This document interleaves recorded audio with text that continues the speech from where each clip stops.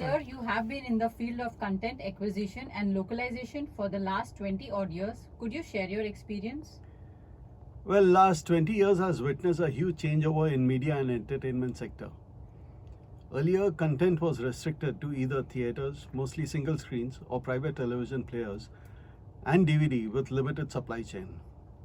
Piracy was a huge problem then with leakage in the revenue stream. With the emergence of multiplexes, I think in 2003 to 2004, the theatrical business grew multifold. With the emergence of private television channels, a boom was witnessed in 2010 to 2016. Content was in huge demand as both multiplexes and TV players needed content. Besides Hindi and regional cinema, demand for Hollywood and foreign language grew as well. It was not easy to invest huge monies in new content. Dubbing content filled up this gap. With localized content, the viewership reach expanded enormously. This filled up the need for all existing players and resulted in a boom. And with the emergence of SVOD players like Amazon and Netflix in 2016 to 2017, that was a game changer again. Now, content is needed 24/7 and dubbed in many more languages. Players who could not adapt to changing times had to either move away and were left far behind. Last 20 years have been a huge learning experience, learn to survive, change, and grow with the times. What have been the triggers that led to the growth of the sector? Emergence of multiplexes in 2004-2005 was the trigger in theatrical boom. In India, theaters, single screens mostly, were very less compared to the area-wise density of the population. Introduction of virtual prints in theaters replacing the traditional 35 print could make a release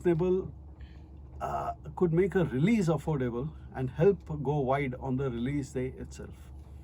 This killed piracy to a large extent. People enjoyed the new experience of watching cinema in theaters in Dolby 5.1, digital prints, etc. The number of screens increased as well from a mere 500, 800 odd screens to 6,000, 7,000 screens. Budgets went high, but the experience was enjoyable as the returns to increase multifold. Moreover, after theatrical run, television channels started acquiring pay TV rights at huge amounts, resulting in good revenues. The film business was rather much safer now than earlier, as besides theatrical revenue, pay TV revenue was another avenue which started. With the emergence of digital SVOD platforms like Amazon, Netflix, Z5, MX Player, a further boost has been provided to this sector, resulting in additional revenues and growth opportunities for many.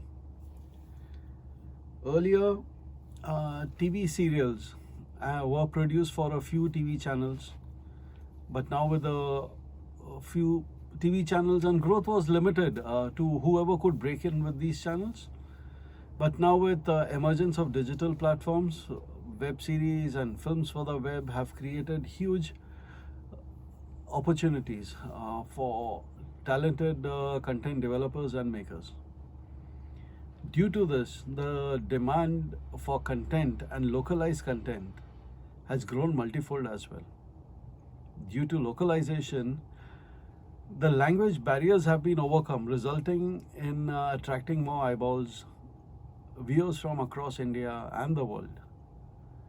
Due to this, with a good product, sky is the limit as far as revenues are concerned.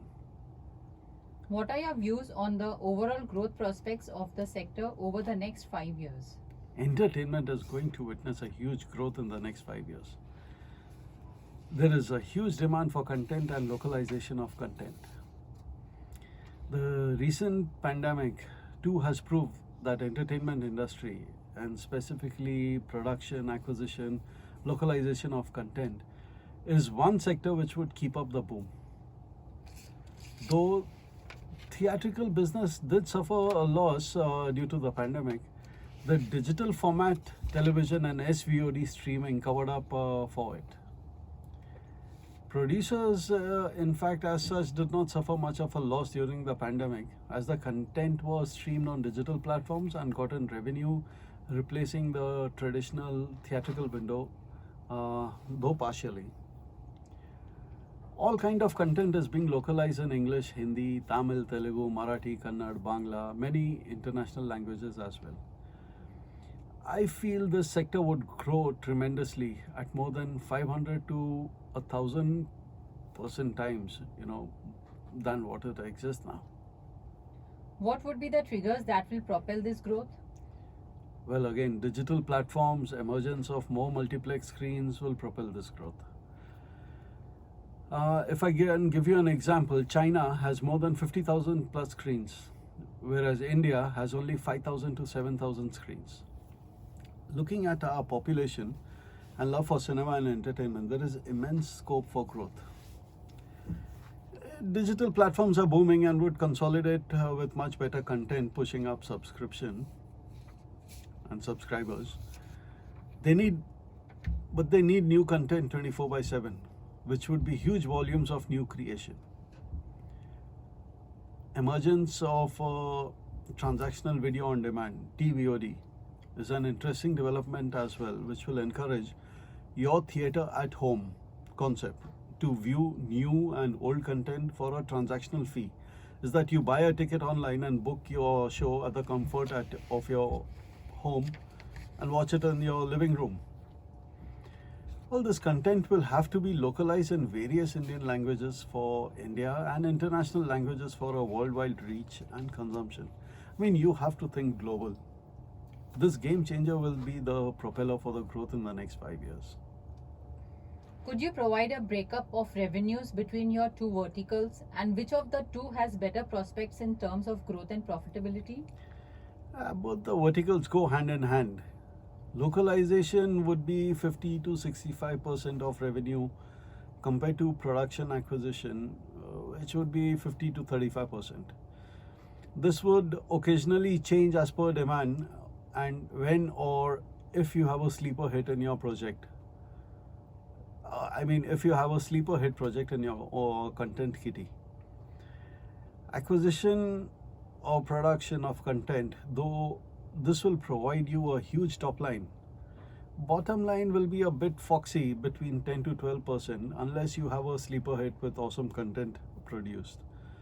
But this would require infusion of huge funds and would be cash intensive, very heavy cash intensive. Localization, whereas, would be a steady growth of 35 to 40% or more year on year, as the content produced will have to be localized in various languages to monetize. This will be less cash intensive as compared to acquisition production. And as we have invested more already in the infrastructure for localization, infusion of funds may not be extensive for us. But together, both content acquisition, production, and localization, I feel, would be the king and queen of entertainment. What are the estimated revenues and profits for the financial year 21 and 22? We are hoping to achieve for financial year 2021 approximately 150 to 200% or more growth compared to financial year 2019 to 20. First half of 2021, in spite of the lockdown for 6 months and 2 months just being, kind of no work, trying to adapt yourself to this new situation, we have achieved approximately 80% growth, and this too in just 4 months at 25 to 30% of our capacity compared to the financial year 2019 to 2020 in the same period. Financial year 2022 would hopefully be approximately 200% or more as compared to the financial year 2021. When do you propose to migrate to the main board? May 2021 will be the time, I think, when we will be eligible to migrate to the main board. We are working towards it, and hopefully by June 2021 or earlier, we should migrate to the main board. In order to qualify listing on the main board, you may have to resort to a hefty bonus issue. Any time frame for this action? We are working towards it. Definitely before we migrate in June or whenever, we will have to declare it. The sooner the better. And what is your message to the investors? Well, VR Films is a company based on strong fundamentals. With our growth plans, we want our investors to benefit majorly or for having the trust in us. We at VR Films are working with the aim to create immense wealth for our investors with our hard work and dedication.